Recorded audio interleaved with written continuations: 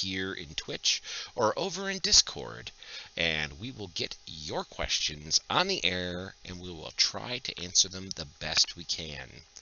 But for now, ladies and gentlemen, get ready, because here we go.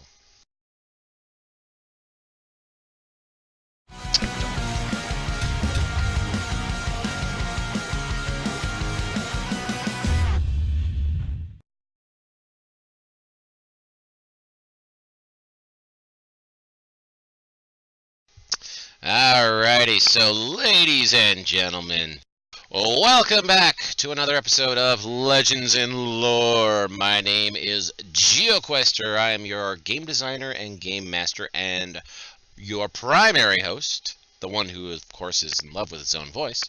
And to my left is my partner both in life and in the stream, the hostess with the mostess, the mistress of darkness, the woman who crashes the stream with her very own cleavage, the one, the only, the Miss Susie Q. Good evening, my lovelies. How are you all? We are doing well now that you have your microphone in the right location. Hey. Slight technical difficulty. You can't have your microphone up your ass, even though you do talk out your ass. Hey. As long as it's making sense. Alrighty, so first of all, let's go ahead and we're going to start off today's stream like we always do with a few announcements. So,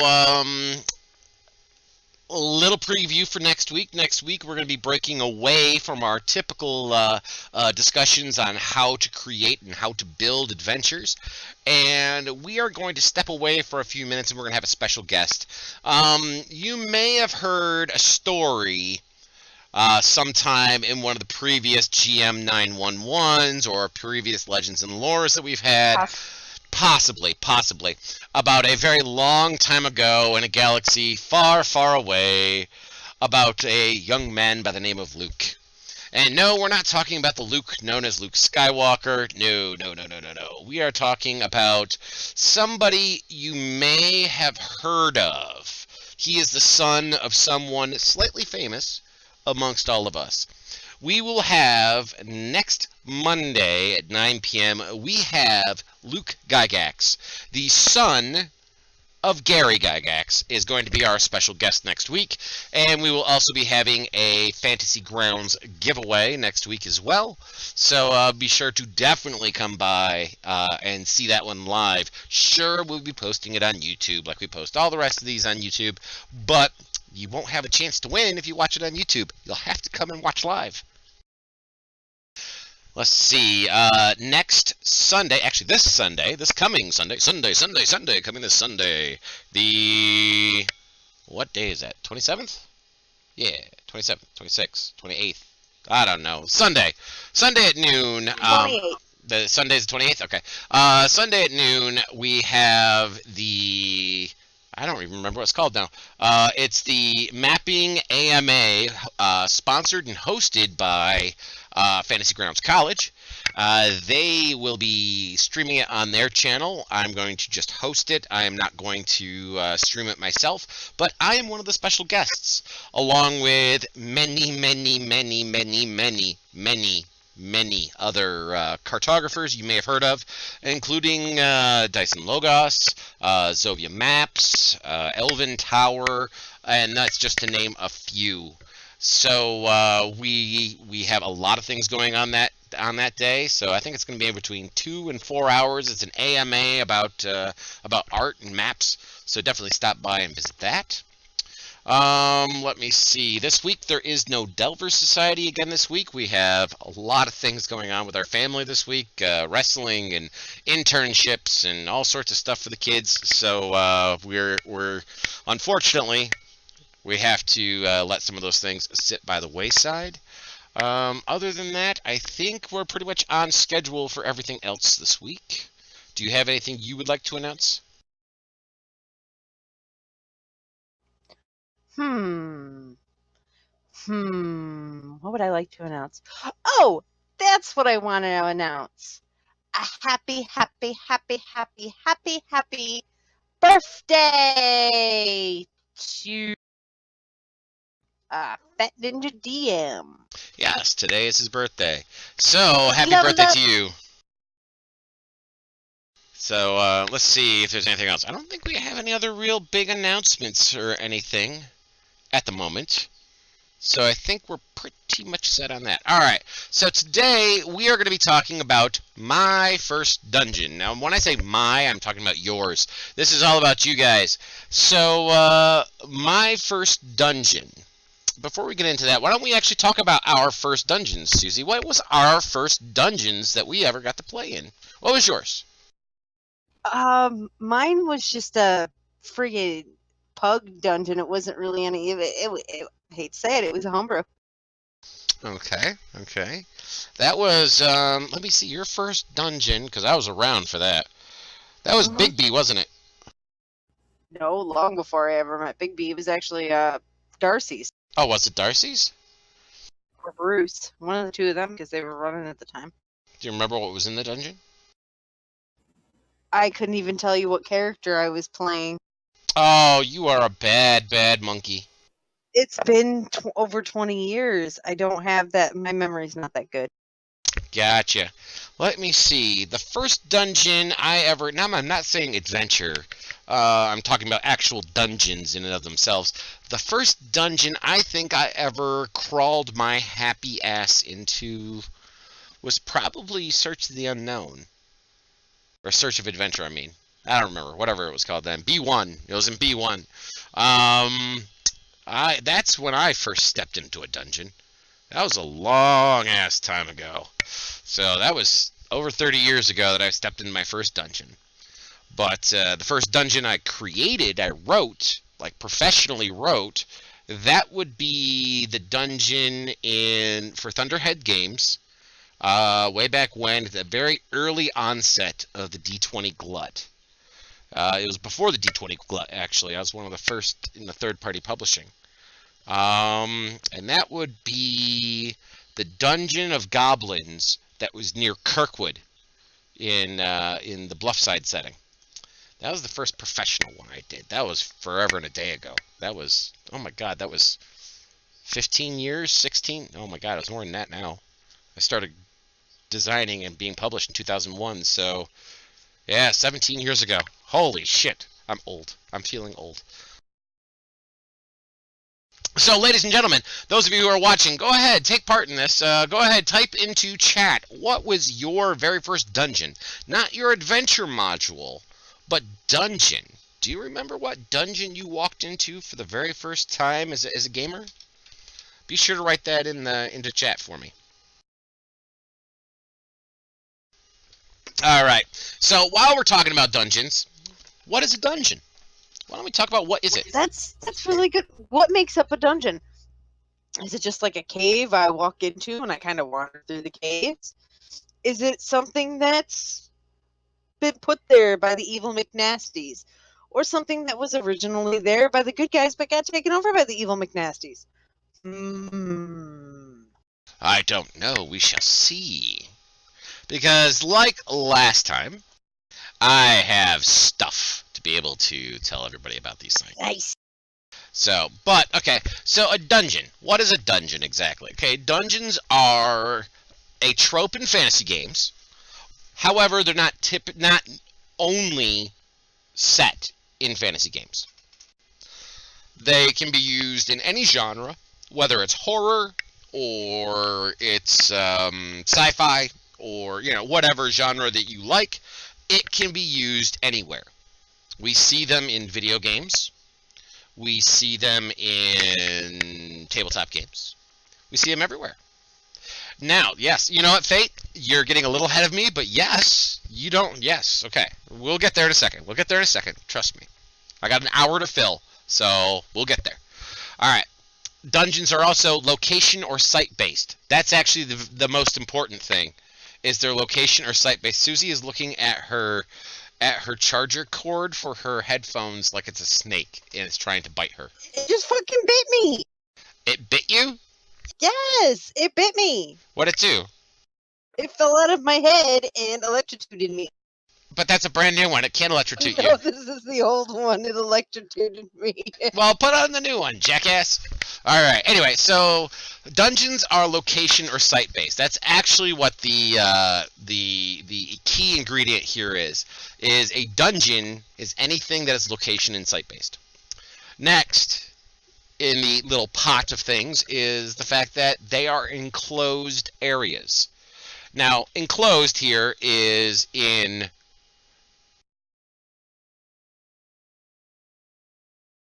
enclosed areas. Susie's trying to give me commands and such. She's pointing and handing me things, and I'm like, "What the fuck is this? Why do I want this?" An enclosed area here is in quotes. The enclosed is enclosed in quotes. So technically, it's in a dungeon. So enclosed means any place where the game master is able to funnel their players and control their environment. It's not sandboxy. It's not like out in the open of a middle, like a middle of a field or some such thing where they can go in any direction 360 degrees. This is things are being funneled. They can only go specific directions at any point in time. I mean, sure, players have agency. They have free agency. They are allowed to go wherever they want, whenever they want. But in a quote-unquote dungeon, whether it's outside in a hedge maze or a tangle of woods or the ruins of a castle or the streets of San Francisco or the sewers beneath London, they all have a funneling effect. They allow players to go in specific directions because there are obstacles in their way that prevent them from going other locations. So therefore, it's site-based and enclosed. It keeps the area contained so the game master can keep the players heading a specific direction, keeps the plot moving along. Now, another thing about dungeons is they are thematically relative to each other. Thematically relative means that all of the creatures or encounters or elements within this dungeon, once again air quotes around dungeon, they're all related to each other. They all look similar. Like, for example, the sewers of London. If you're going to be running a werewolf game in the sewers of London, then you want to make sure that the creatures that inhabit the location fit with each other. They're thematic. So you'll have maybe a gangrel pack that is down in the sewers of London who is attempting to wipe out an entire cairn of werewolves, and so therefore the players have gone down to wipe out these gangrel. Now, these gangrel could have a Nosferatu master. Therefore, that would keep it thematically relative. We're talking about a horror game and a horror genre, so therefore we're trying to keep that genre where we have some kind of creepy things, the undead, possibly some thralls of the vampires would be down there to attempt to stop the players. But overall, overarching, that is what we're trying to go after. Now, dungeons are also generally, not always, generally linear. Which means that they have A leads to B, B leads to C, C leads to D, etc., etc., etc. There are secret doors, entrances, maybe strange teleporters, other such things that may bypass some of those, but from the beginning of the dungeon to the end of the dungeon, a game master can pretty much set things up and set events along this direction and encounters to tell a story along that entire path, with the beginning of the story, the middle of a story, and the end of the story. The end being the boss, or the gold, or the treasure, the loot, the hidden data mining in the interwebs that the hackers are trying to get into. Whatever it may be, you can generally keep it linear. And to relate this back to some of our previous things that we've talked about, the dungeon is also step number 7 along our 12-step path of adventure design, for those of you who remember last week. So, That is what a dungeon is. Dungeons have a lot of different things that they can be utilized for. You can use tombs or castles or hedge mazes. You can have them set in any genre of any time period. They work well in horror games. They're especially good in horror games. They're especially good in fantasy games. After all, it's a trope. It's where they've come from. But things like, oh, heck, even historical games. You could do like a mazes and minotaurs styled thing for like a Greek game. We see these kinds of things in, modern architecture and such. We have all sorts of these kinds of dungeons in our day-to-day lives, in our worlds, and you could even use them as virtual dungeons. Shadowrun or Cyberpunk, you can run a virtual dungeon when somebody goes ahead and tries to do some wetware hacking into something. They can do those. So there's a lot of things we can use. But today we're going to talk about how to create them. What is exactly considered to be a dungeon? How do we create them? What do we need for them? There's elements.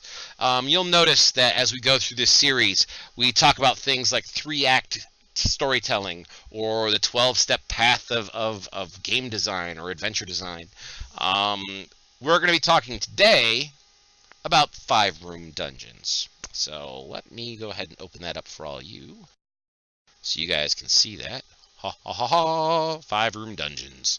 And this map right here is provided to us by Dyson Logos. We do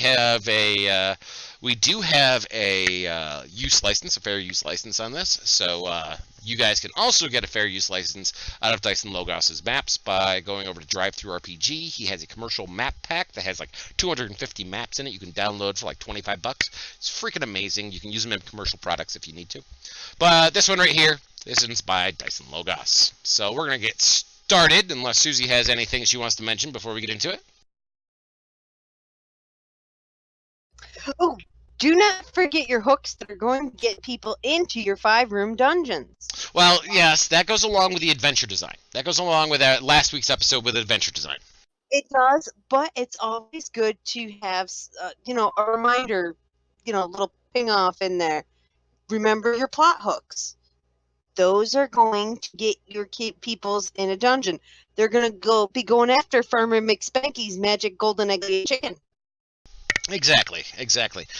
So today we are going to talk about 5-room dungeons. So the first thing that we are going to talk about, of course, what are dungeons? Well, we've already gone through this little thing. What are dungeons? Well, there you go, right on your screen. There's your dungeons. For those of you, by the way, who are looking for these slides will be available if you go to the Legends and Lore category in my Discord. They will be available there later, and also there will be a link on the website. So you can go to our website, geoquestergaming.com, and also see these slides, and you can go through them for yourself. So, all right, so 5-room dungeons. All dungeons are built in basically 5 rooms. There's basically only 5 types, and in order to be considered a complete, quote-unquote, complete dungeon, you just need to have these 5 things.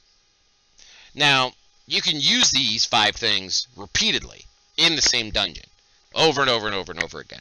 But you'll have all 5 of these things. Now, think to some of your own dungeons. Heck, reach over to your bookshelf right now, pull out any dungeon you own, and you can actually go through it step by step. So, room number 1. Now, anytime characters come to any sort of dungeon, there's always that first room. It may not be a room itself. It may be the front door. It could be all sorts of different things. But room 1 is the entrance. The entrance sets up the tone and the theme of the dungeon. For example, if you're going to be going into a dungeon full of Sahagwin, obviously there's going to be seaweed and maybe some water, or it might be underwater, or it might be at like a beach cave or some such thing. You're setting the scene. You're setting the tone. Other things you can do is, at this tone, you are also kind of determining or showing the players what they're about ready to get into. Are they going to be into a lot of combat? Are they going to be into puzzles? Traps? What kind of things are going to be there? Well, that's where this Guardian encounter comes from. Room 1 usually is where the Guardian is. Now, Guardians don't necessarily have to be our first choice, which is a combat encounter. A combat encounter for a Guardian could be anything from the overpowered golem steps off away from the wall and attacks the party upon entering through the double doors. Or it could be two on-duty, off-duty kobolds sit there arguing over a game of dice on the floor and they do not notice you. So that is a combat encounter, either one of those things. The second possibility for an encounter, for a Guardian encounter, is a roleplay encounter. You could meet the old man from alongside the road that we met last week, and he could say, ladies and gentlemen, this is the dungeon I have created for you. Mwahahaha. Now, he could be standing there and he could be, saying all sorts of negative things to you, or talking to you about the dungeon, or setting up a plot, or doing something. Or it could even be something that's just written. The players don't necessarily need to interact with someone if you don't want them to. It could be a message that led them to the door. It could be a message pinned to the door. It could be all sorts of things. Now, the next type of encounter is a puzzle or a trap encounter. Both of those, I put those together because puzzles and traps kind of have the same basic idea behind them. It is the players are trying to overcome something without rolling their dice. They're trying to utilize their own intelligence as compared to what their characters would be utilizing, which would be their skill checks and such, which is the next type of challenge. But for puzzles and traps, you could do a locked door with a trap in it. It could be a glyph on the door that teleports you 500 miles in the wrong direction. It could be a sliding lock puzzle that you might have gotten as a toy in a McDonald's, Happy Meal or something, that you toss out to the players and say, solve this, or solve this Rubik's Cube, and the door will unlock. So you could utilize anything like that, which, by the way, that kind of puzzle is called a mini game, which we'll be talking about in a later portion of this series. And finally, you have the skill challenge. Now, skill challenges are, once again, the players walk up to the door, they see arcane writing upon it, but they can't read it, so let's roll an arcana check. Through this arcana check, I understand that this is a prayer to an old god. Well, somebody else needs to roll a religion check. Okay, that person gets a religion check. They've passed it, so they know that this old god liked blood, and he also liked golden chicken eggs. And so the players have one of these, and they take them, and they put them together, and voila, the door opens for them. That is a skill challenge. Which, by the way, it's actually kind of combined with a puzzle challenge as well. Now, finally, we have, and there's a media one for this, which Susie can't wait to talk about this one, is a combination of these challenges. You could put together something like a role play and a puzzle encounter and come up with something entirely unique. What is your name? Tim?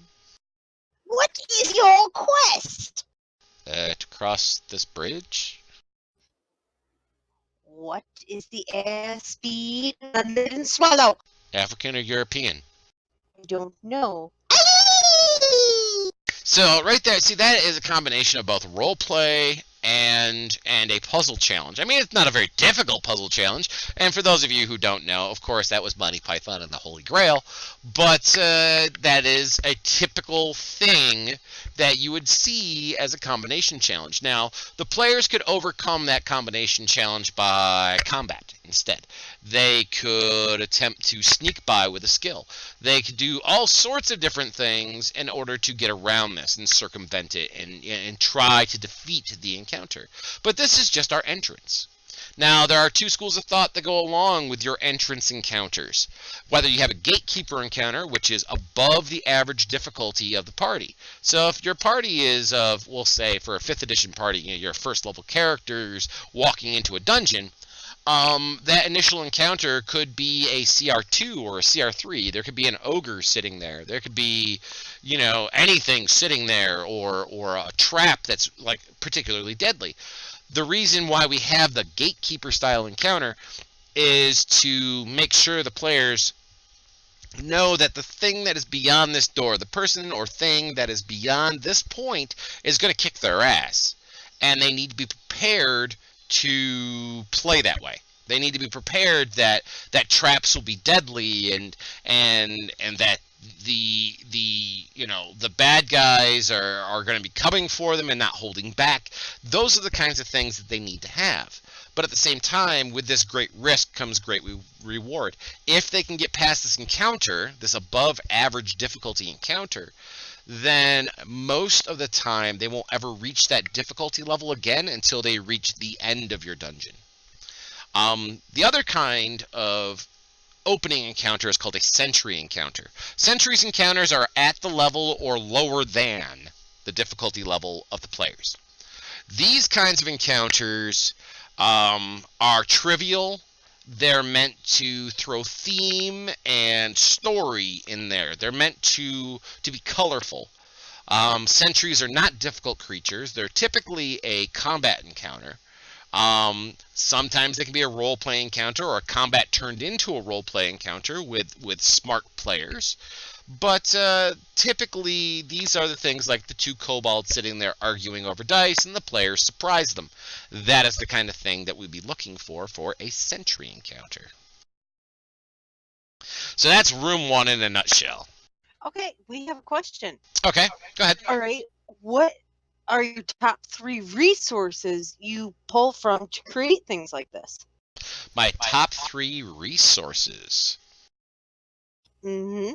Hold that thought. Hold that thought. I can. All right, so we will hold on to that question until the end, because I may be able to answer that for you a little bit later.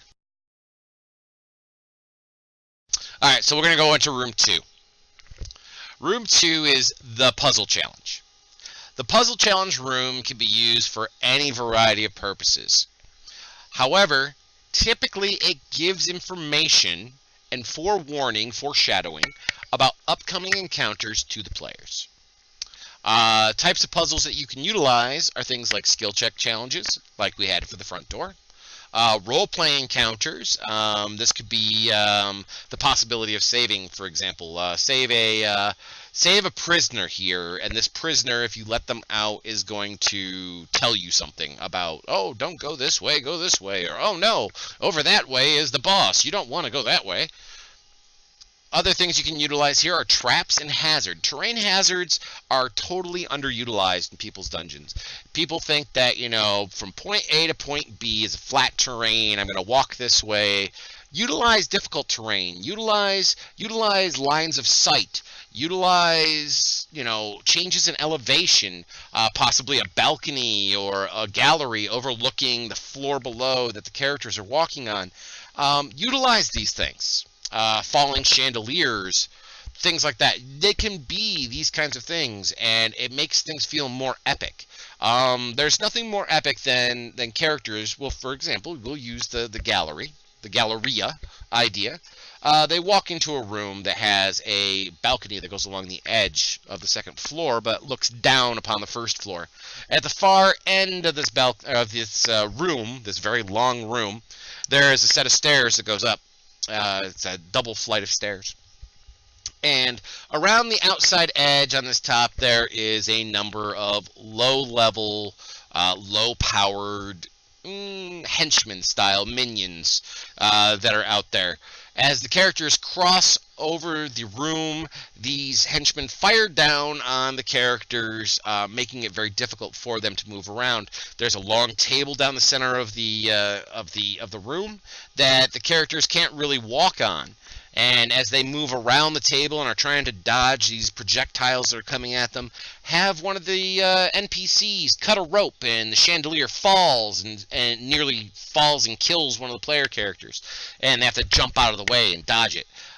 They have to, move and possibly climb underneath the underneath the table so that way they're protected from things, but they can't move very fast.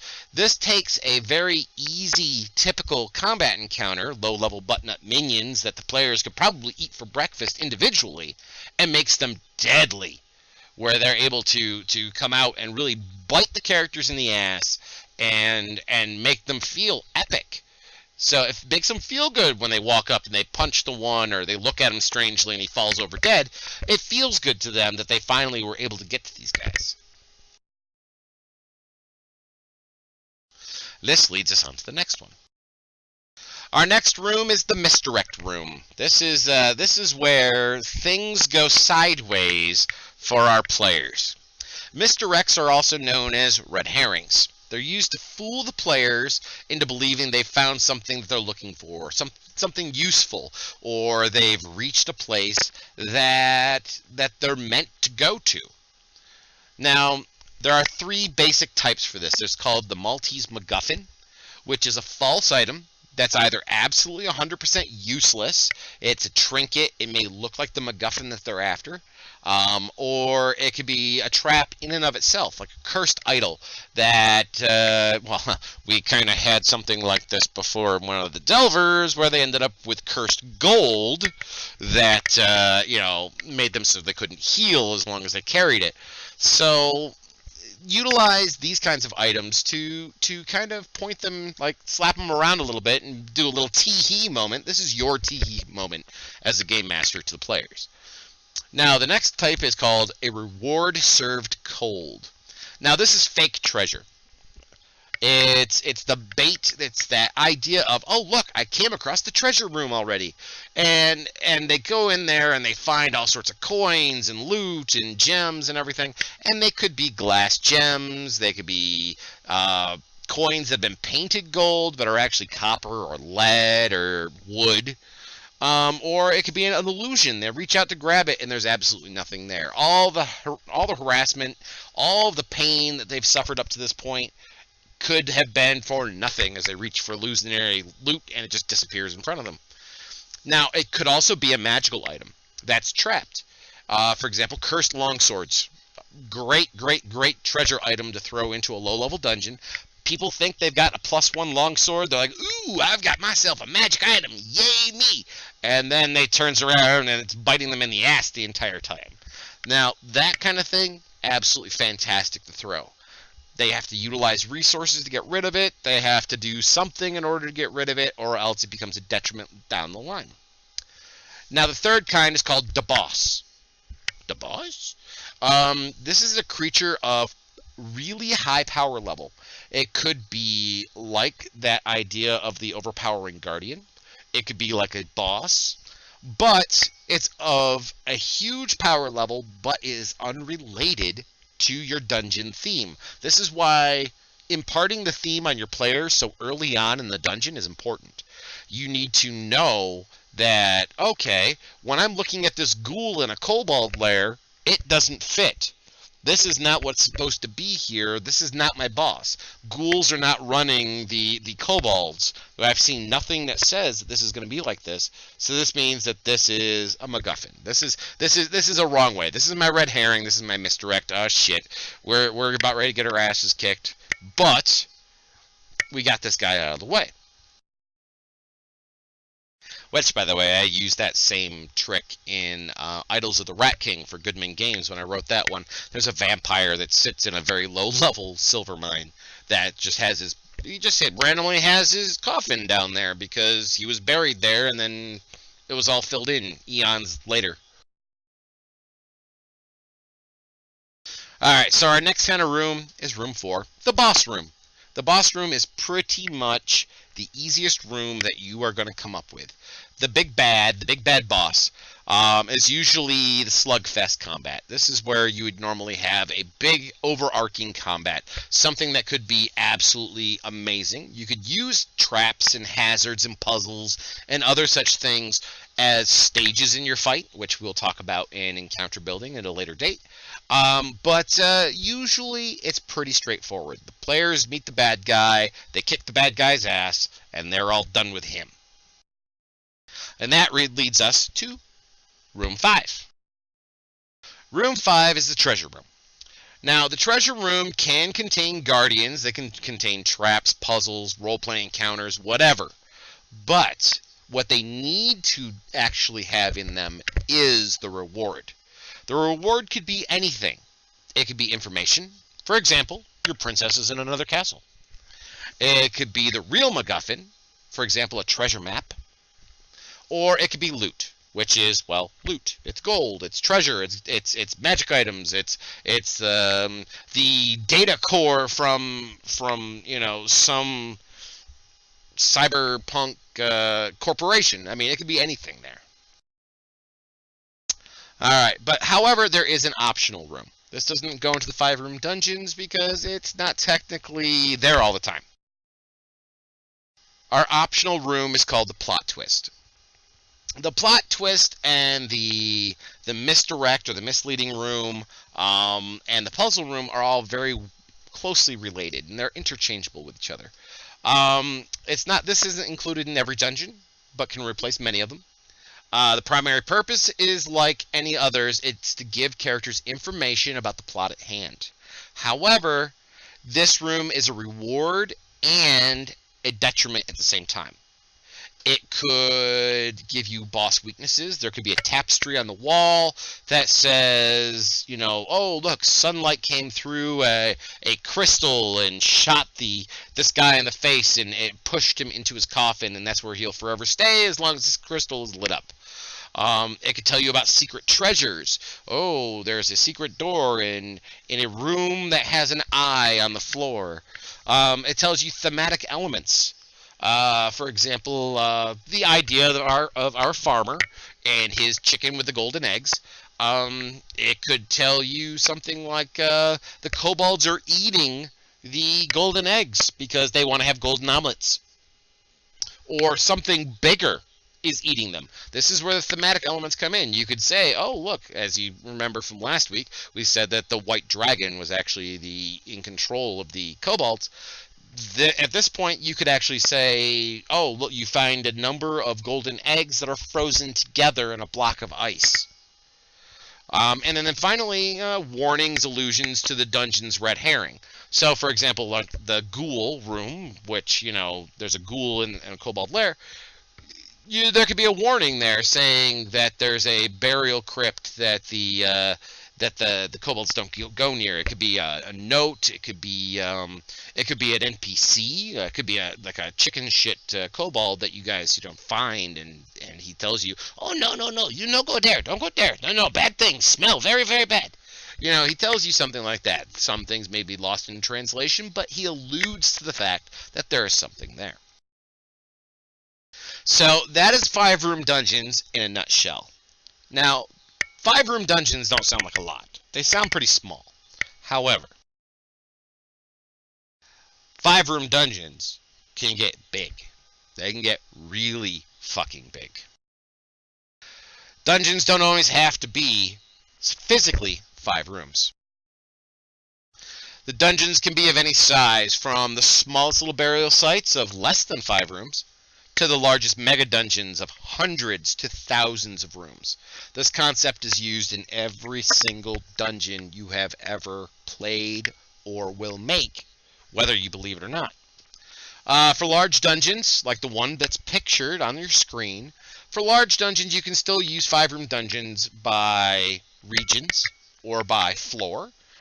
Each floor could have a different plot device to it. Each floor could have a different group that controls it. What is it? The Emerald Spire by Paizo Publishing for Pathfinder utilizes a 16-level dungeon that each level was created by a different game designer, and each level had a different theme to it. But the overarching theme was the idea of the Emerald Spire that went down the center of it. You can use these as a chain of smaller related areas. So little pockets of the dungeon are all 5-room dungeons. Undermountain and Undermountain 2 by TSR way back when in the day, they utilized this in their mega dungeons a lot, where they wrote little areas that were all meant to be specific things. Branches from a central hub area, that's very common. For those of you who have ever played Durlag's Tower from Baldur's Gate. Durlag's Tower utilizes this idea of a central hub area with individual rooms or dungeons that come off the central hub. It is all one, but it does do it. Are you guys able to hear me or not hear me? Yeah. Okay. All right. So Susie just told me that you couldn't hear me there for a second. But, like, for example, like I was just saying, you could utilize Durlag's Tower from Baldur's Keep, Baldur's Gate, to use this central hub idea of numerous small dungeons that break off from a hub that feel like one overarching dungeon, but they're not. They're actually broken up into small little linear dungeons that go off the sides. And then finally, you can use them as plots that span an entire map. You find something in... your guardian creature is down in the southeast corner, your treasure room is in the northwest corner, your puzzles are in the middle. You could use this idea where things are kind of in a periphery. Many of the Middle-earth role-playing game books were written this way. Things like The Mines of Moria or the Orc Caves of... Oh, good lord, I'm trying to remember what one that one was. Was the Orc Caves? Do you remember what the Orc Caves were from Middle-earth? Not off the top of my head. I'm a bad geek today. I can't remember it off the top of my head, and I don't have it in my notes. So, but that is how we could do that. You always have peripheries and such. So there's many ways to use the 5-room dungeon concept as part of building your dungeons. So there we are, ladies and gentlemen. That is 5-room dungeons in a nutshell. As I said, this slideshow will be available to everybody later on this evening in Legends and Lore on Discord and on the website. So let us head back over to our regular room. All right, so you said we had a couple questions.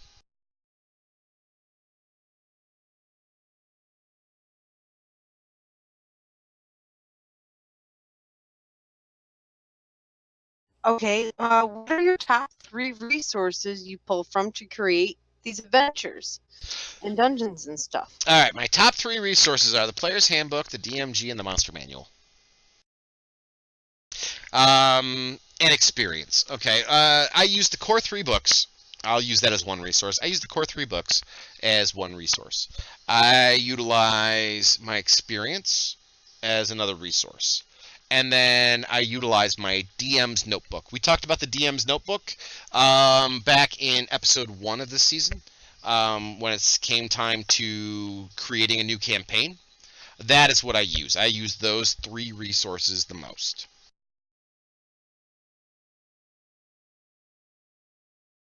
So, ladies and gentlemen, if you have any additional questions, please be sure to ask me. Otherwise, I think we have covered pretty much every base.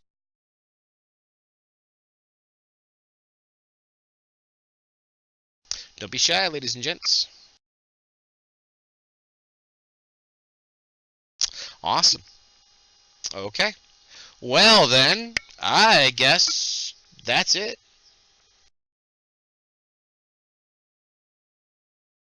Do we have anything? I'm kind of dragging my feet just in case somebody's typing. So, all right.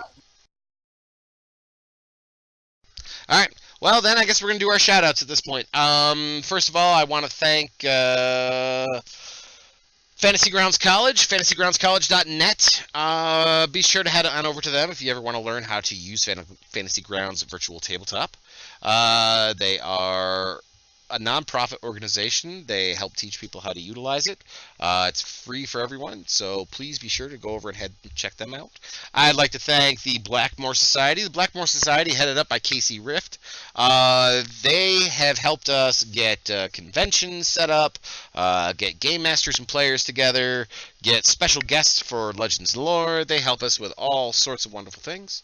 I'd like to go ahead and thank our 2 sponsors, which are Dolman Creative Studios, creators of Destiny 6 role-playing game, and Smiteworks. Smiteworks are the creators of Fantasy Grounds, and they have generously donated one standard license copy of Fantasy Grounds for us to give away every single month, which we will be doing next week during our show. Next week, we are going to be having a special guest, Luke Gygax, the son of Gary Gygax. He will be here to talk about GaryCon. He'll be here to talk about his days growing up with his father and what it was like to have Gary as a father, and learning from the knee of the guy who one of the guys who created the game, and possibly even about his own projects and what's coming up for him in his life. We also have a giveaway next week of Fantasy Grounds. We have a standard license copy to give away. We are going to be giving that away.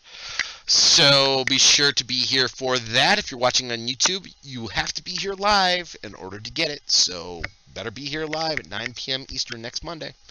So other than that, I have nothing else. How about you, Susie Q? I got nothing. All right. Thanks, y'all. Alrighty, so ladies and gentlemen, thank you so very, very much for coming by this evening. If you have any questions and you didn't want to ask them during the stream, or if you're off running a game or doing whatever you're doing, then by all means go ahead and post them in Legends and Lore. We'll go ahead and we'll get to them at some point in time in the future for you. Other than that, for myself, for Susie Q, for everybody else here at GeoQuester Gaming, thank you so much for coming on by, and we'll see you all next time. Bye-bye.